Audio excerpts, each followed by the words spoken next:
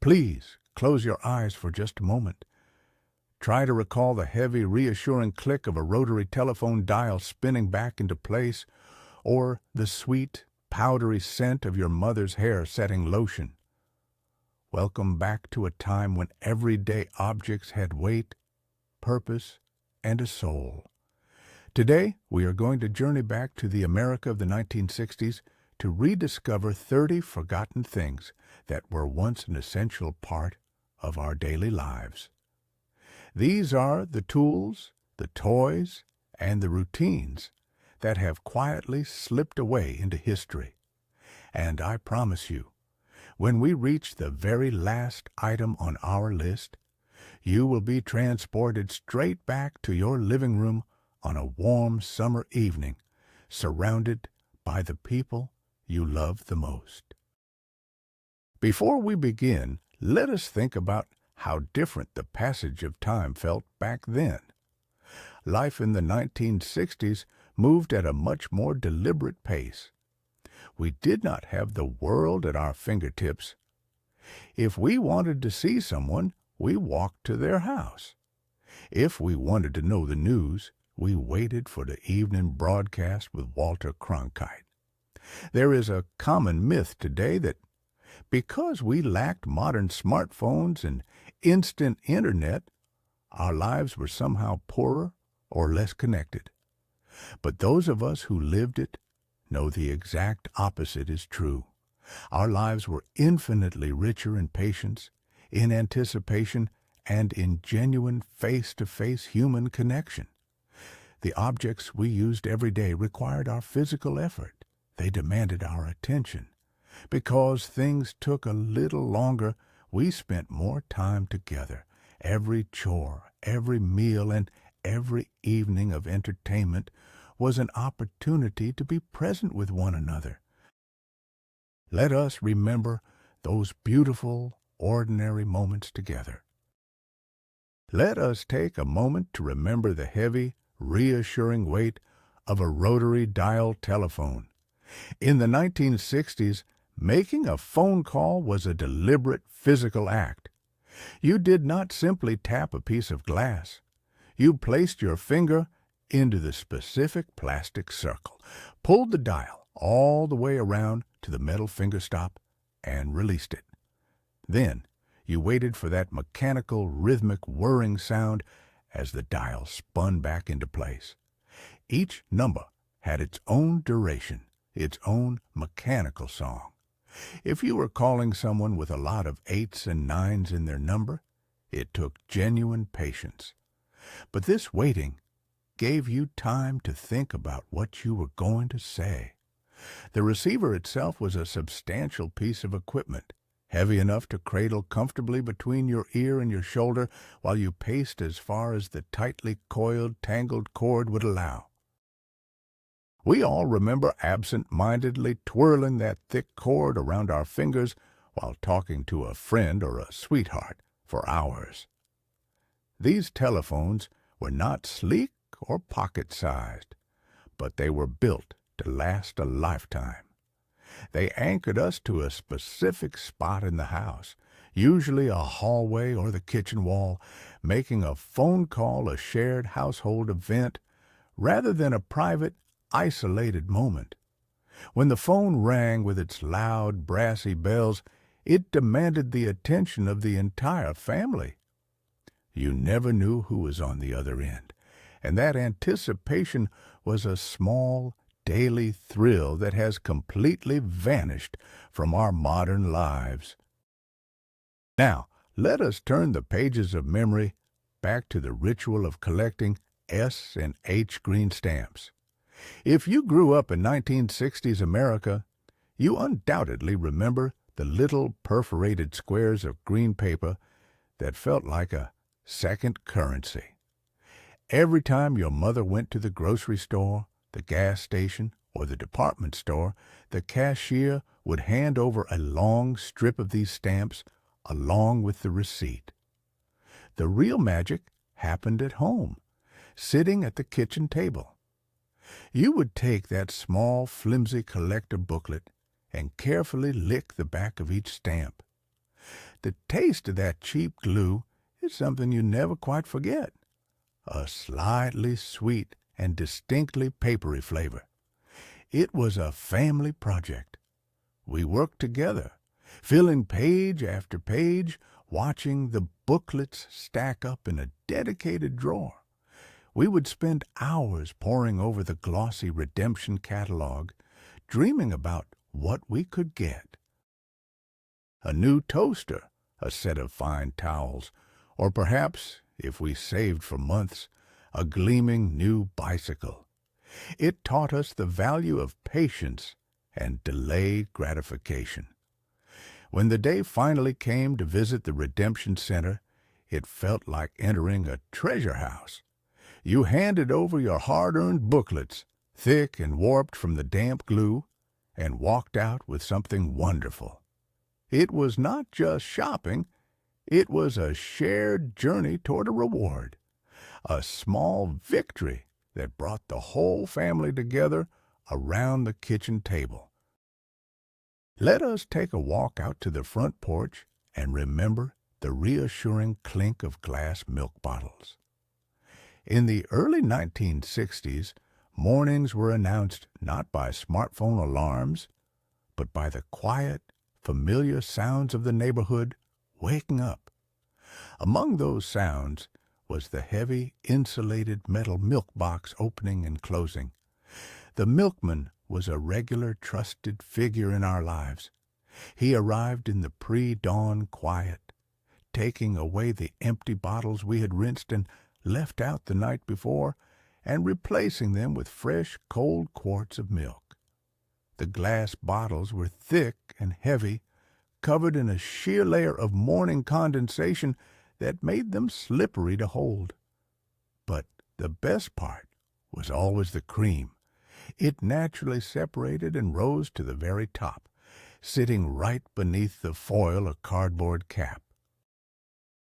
You had to shake the bottle vigorously to mix it, or, if you were lucky, your mother would carefully spoon out that rich top cream for your morning oatmeal or a special cup of coffee. There was something profoundly comforting about this daily exchange. It was a direct, localized connection to the food we consumed. We knew the dairy, we recognized the delivery truck, and we felt a sense of community trust. When the empty bottles were taken away to be washed and refilled, it was a perfect sustainable circle. That heavy glass bottle, with its distinct shape and cold touch, represented a simpler, more trusting era. And now, let us remember the delicate art of adjusting the rabbit-ear television antennas. Watching television in the 1960s was an active, sometimes frustrating, but deeply cooperative family endeavor. The television set itself was a massive piece of wooden furniture that dominated the living room. Sitting right on top of it were those two long telescopic metal rods. When the picture on the black and white screen dissolved into a blizzard of static, or the vertical hold started rolling uncontrollably, it was time to take action. Someone, usually the youngest person in the room, was sent to the television to make the adjustment. You would move the metal arms, extending them outward, pushing them down, or turning them at awkward angles while your father shouted instructions from the armchair. You would lean to the left, hold your breath, and suddenly the picture would become crystal clear. But the moment you stepped away, the static returned. We learned that the human body acted as a conductor, and sometimes you just had to stand there holding the antenna so everyone else could watch the final minutes of a favorite show. And who could forget the universal trick of wrapping crumpled aluminum foil around the tips of the antennas to catch a faint signal? It was not a perfect system, but it made watching television a shared physical experience rather than a passive one. Let us breathe in the memory of the morning and the trusty stovetop or electric coffee percolator. Before the invention of silent automatic drip machines and pod brewers, making coffee was a noisy, fragrant, and time-consuming ritual. The percolator was usually a tall, shining stainless steel or aluminum pot. Inside was a central tube and a metal basket, where you carefully measured out the coarse coffee grounds. You added the water, set it on the stove, and then you waited for the magic to begin. First came the quiet hiss of heating water, followed by the distinctive, rhythmic popping sound. It started slowly, a gentle blub blub, and then grew into a rapid, joyful bubbling as the dark liquid surged up the tube and splashed against the little glass knob on the lid. Watching that clear glass dome turn dark brown was a mesmerizing morning show. The smell that filled the kitchen was intensely rich, strong, and deeply comforting. It was a bold, robust aroma that seemed to wake up the entire house. The coffee itself was incredibly hot, often served in sturdy ceramic mugs. The percolator demanded your attention. You had to listen to it, watch it, and know exactly when to take it off the heat so it would not boil over or turn bitter.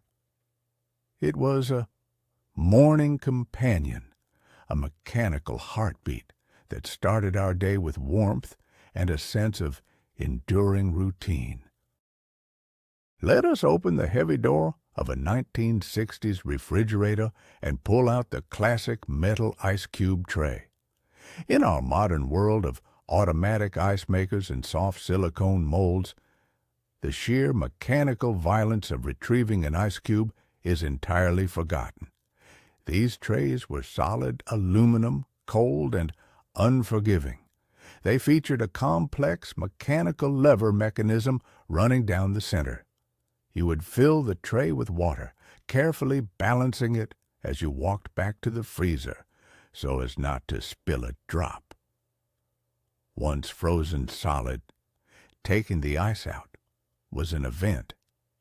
The metal tray was so incredibly cold that if your hands were damp, your skin would instantly stick to it. You would lift the heavy metal lever, applying significant downward force. Suddenly, with a loud, sharp crack that echoed through the kitchen, the ice would shatter and break free from the metal dividers. It required real grip strength, and sometimes the lever would snap back and pinch your fingers. But there was something immensely satisfying about that loud, cracking sound. The ice cubes that came out were never perfectly shaped. They were jagged, fractured chunks of frost that clinked musically against the sides of a thick glass. Making a cold drink on a hot summer afternoon felt like you had earned it through physical labor, and the chill of that aluminum tray is a tactile memory that lingers forever. And now let us recall the heavy, deliberate machinery of the manual typewriter. Long before silent computer keyboards and glowing screens, writing was an industrial, noisy process. A manual typewriter was a heavy block of metal resting solidly on the desk.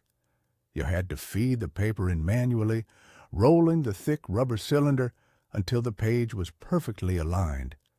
Every letter you typed required genuine finger strength. You did not press the keys. You struck them. As you pushed a round, glass-topped key down, a metal arm carrying the letter would swing forward and strike the page with a sharp, echoing clack. The harder you typed, the darker the letter appeared, stamped through the black and red ribbon. The smell of that inked ribbon, mixed with machine oil and paper dust, was the scent of hard work and creativity. As you approached the right margin, a little silver bell would ring with a bright ding, warning you that the line was ending. Then came the incredibly satisfying motion of slamming the carriage return lever to the right, pushing the heavy cylinder back to the start of the next line. There was no backspace button. Mistakes required correction fluid, chalky paper, or simply starting over. This meant you had to think before you typed. It made every word feel permanent, valuable, and earned. Let us step into a teenager's bedroom in the 1960s and look at the record player.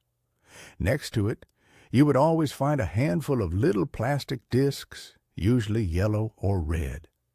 These were the 45 revolutions per minute record adapters, often called spiders because of their distinctive star-shaped design. If you wanted to play a single, the small vinyl records that held just one song on each side, you had a problem. They were manufactured with a large hole in the center, much larger than the thin metal spindle of a standard record player.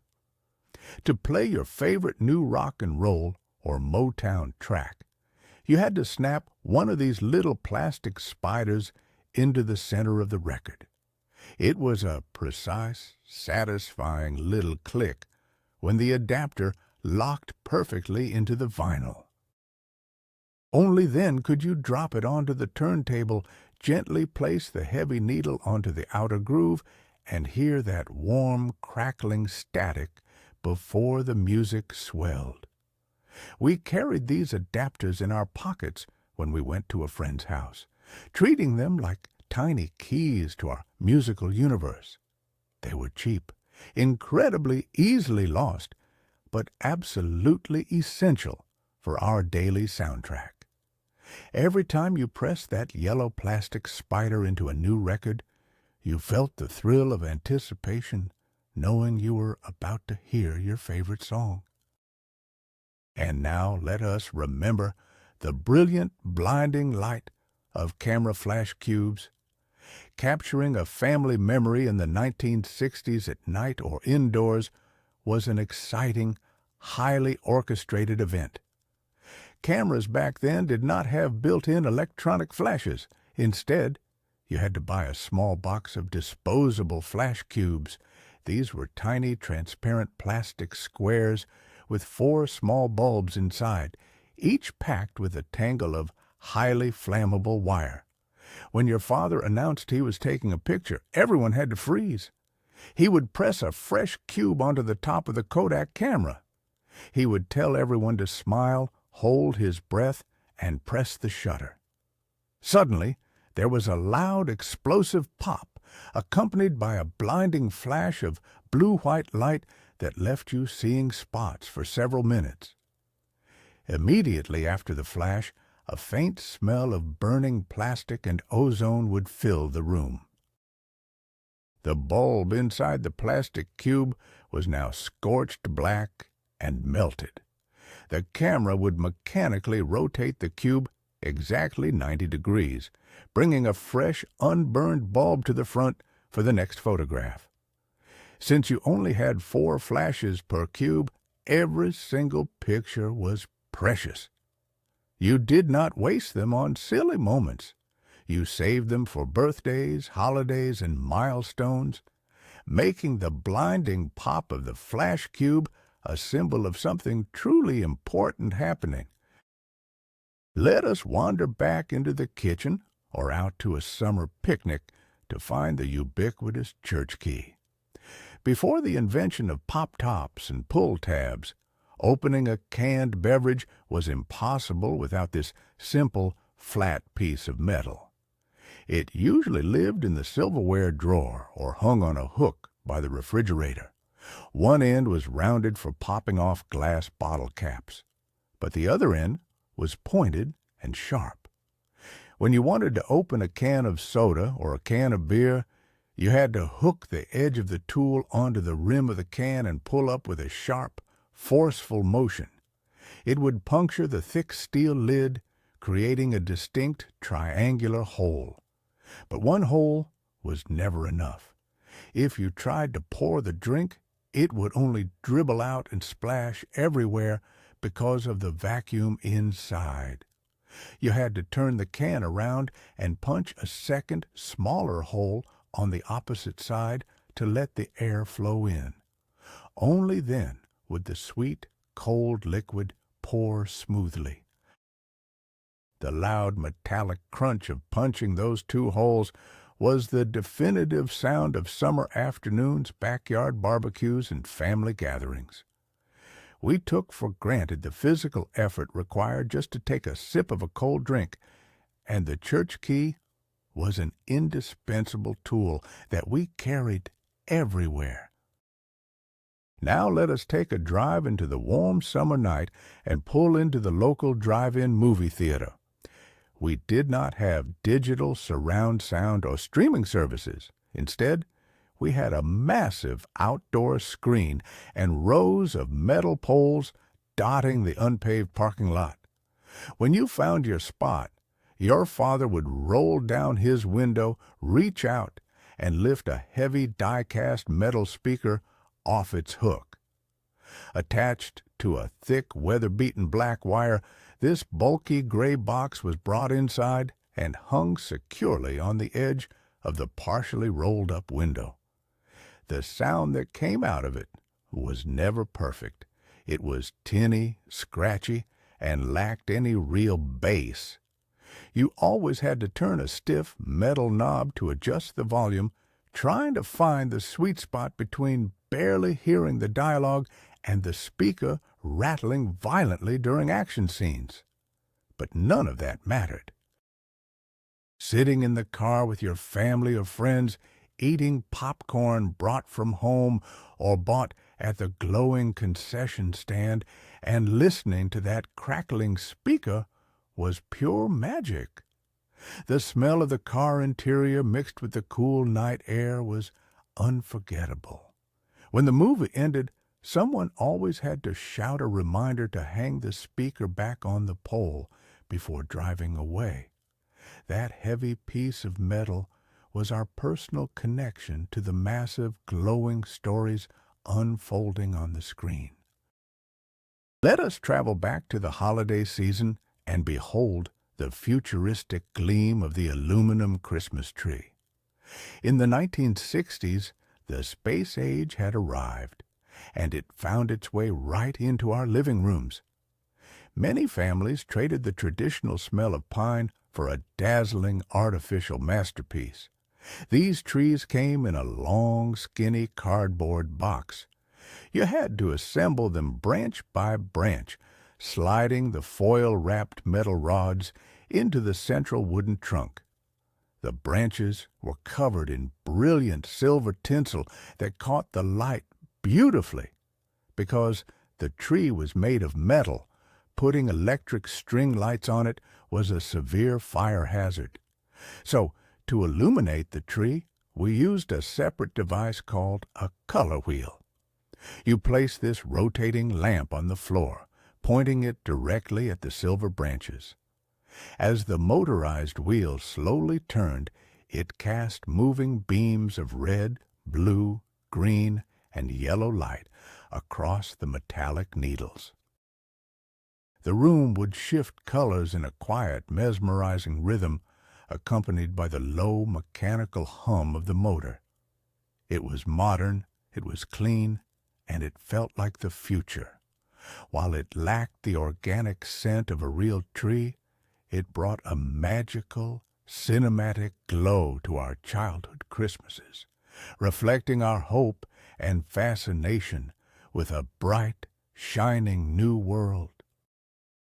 And now, let us remember the evening beauty rituals, specifically the soft squish of pink foam hair rollers.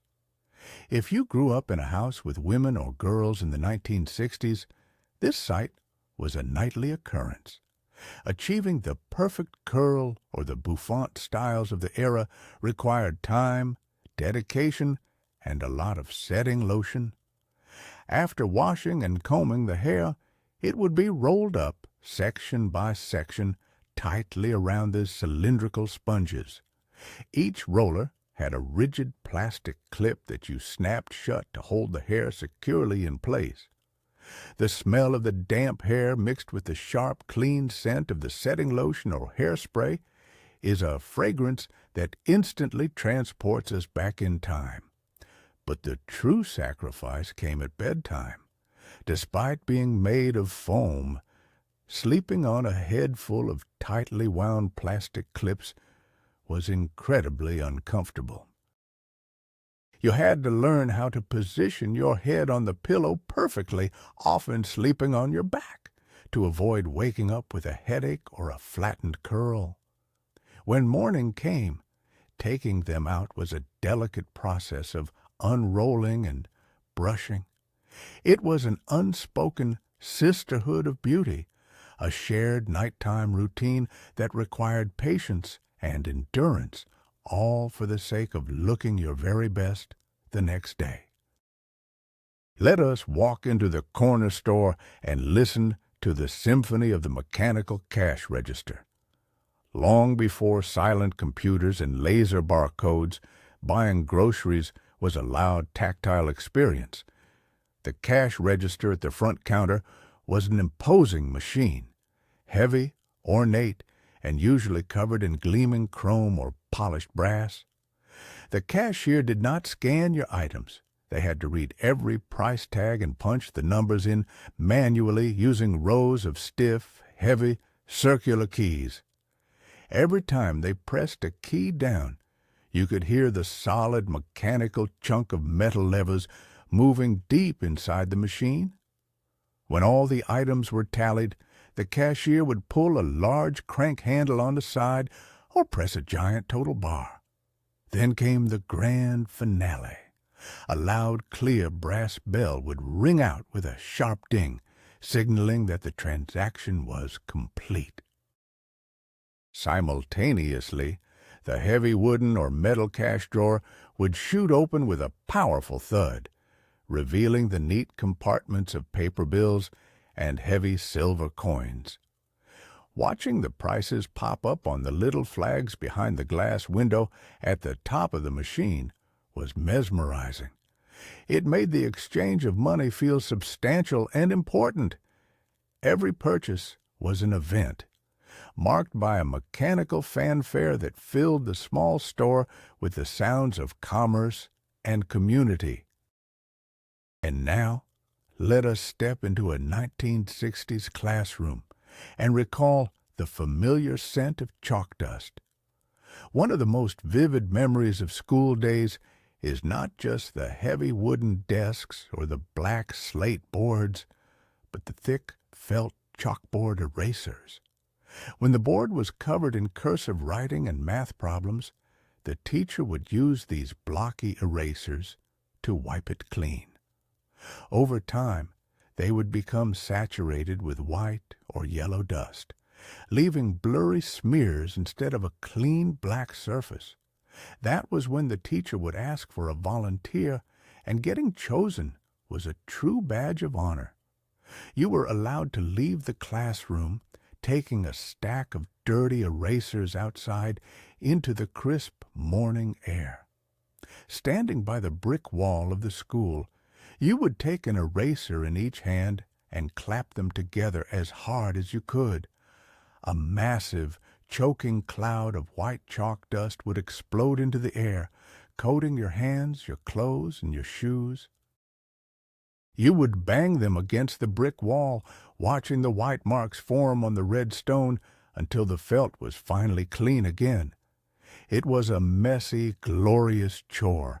Returning to the classroom, brushing the chalk off your trousers, you felt a sense of pride.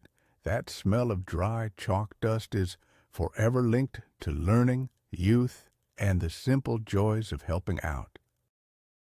Let us remain in that classroom for just a moment longer to hear the distinctive grinding sound of the wall-mounted pencil sharpener.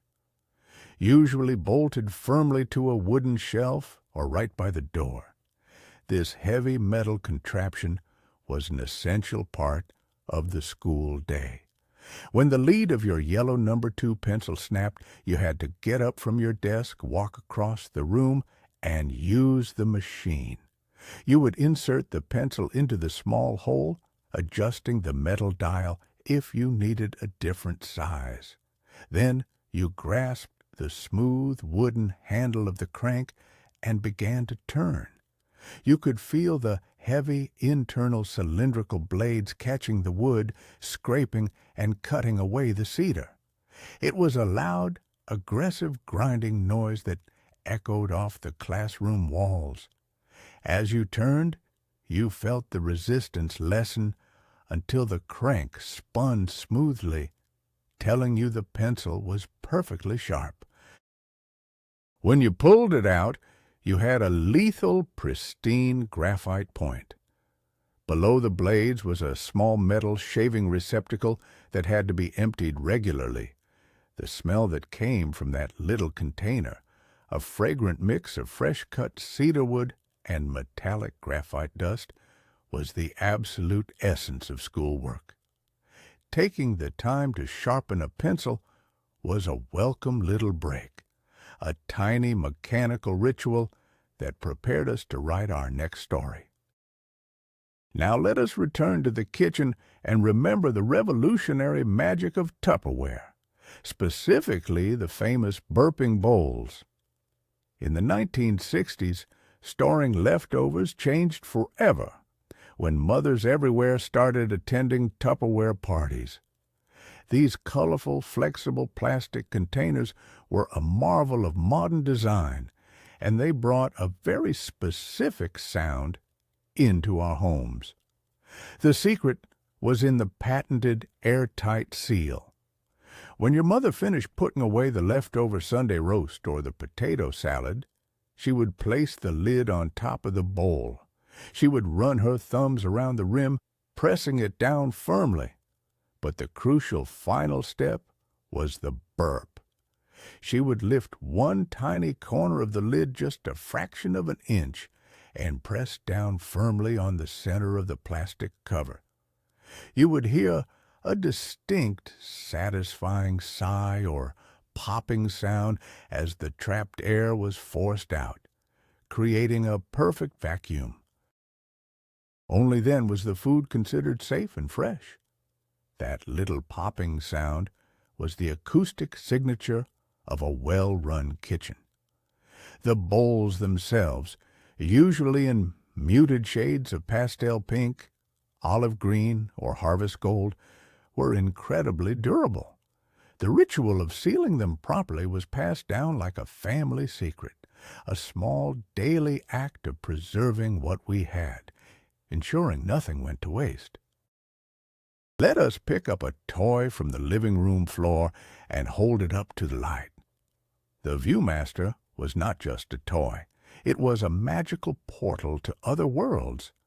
Made of heavy, durable plastic, often a rich shade of red or dark brown, it looked like a futuristic pair of binoculars. But the real treasure was the thin, circular cardboard reels, rimmed with tiny, transparent color photographs. You would carefully slide the reel into the top slot of the viewer, making sure not to bend the delicate cardboard or smudge the film with your fingerprints. Then you walked over to the nearest window or turned on a bright reading lamp, holding the device up to your eyes. The moment the light caught the film, the image popped into breathtaking three-dimensional life. With a satisfying heavy mechanical click of the plastic side lever, the reel would advance to the next picture. Click. You were looking at the Grand Canyon. Click. You were watching scenes from your favorite cartoon. Click. You were walking on the moon. It was an incredibly solitary, immersive experience. The colors were astonishingly vivid, saturated, and glowing against the backlight. Long before virtual reality, the Viewmaster allowed us to escape our living rooms and explore the wonders of the world, one mechanical click at a time. And now, let us slide into the passenger seat of the family station wagon and open the glove compartment to find the folding paper road map. Before satellite navigation and talking computer screens, taking a family road trip across America required a skilled navigator and a massive sheet of paper. These maps were often given out for free at the gas station, smelling strongly of ink and cheap paper. When you unfolded one, it seemed to expand endlessly, completely covering the laps of whoever was sitting in the front seats. It was a complex web of red and blue lines, tiny numbers, and incredibly small text. Tracing the route meant running your finger along the winding highways, looking for the right exit and calculating the miles between small towns. But the greatest challenge of the paper map was never reading it. It was putting it away. The map was folded in a precise accordion-like pattern, and if you made one wrong crease, it would never lie flat again. You would push, fold, flip, and struggle until it inevitably ended up as a crumpled, bulky mess stuffed back into the glove box. Yet, there was an incredible romance to those maps. They represented freedom, summer vacations, and the open road. They made the journey tangible, allowing us to physically see the vastness of the country unfolding right in our hands. Finally, let us wait for the evening to fall, turn out all the lights in the living room, and listen to the humming fan of the carousel slide projector. This was the ultimate way we shared our family history.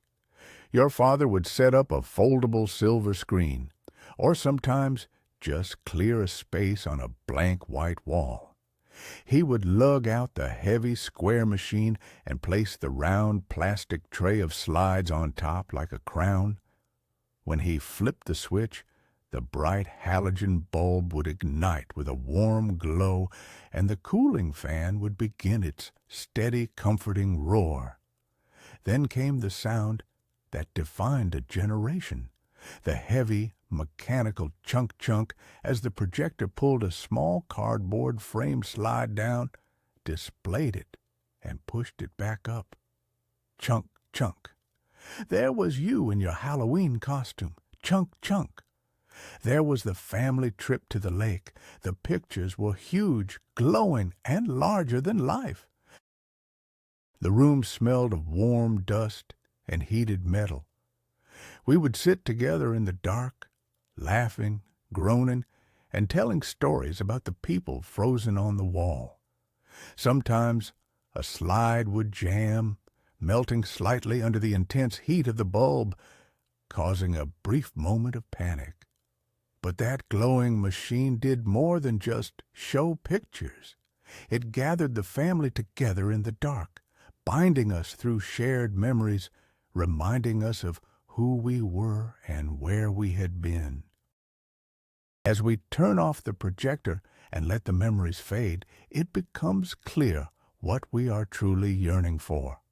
We do not just miss the heavy metal ice trays or the smell of burning flashcubes. We miss our youth. We miss the feeling of time moving slowly, the comfort of those enduring routines, and most importantly, we miss the people who sat beside us while we used these things. Those objects were merely the background music to the beautiful, unhurried symphony of our family lives. If this journey back in time brought a smile to your face, please subscribe to our channel and leave a like on this video to help keep these memories alive. Now, I have a question for you. Which of these forgotten objects brought back the strongest, warmest memory for you, and who did you immediately think of? Please tell me your story in the comments below because I read every single one of them.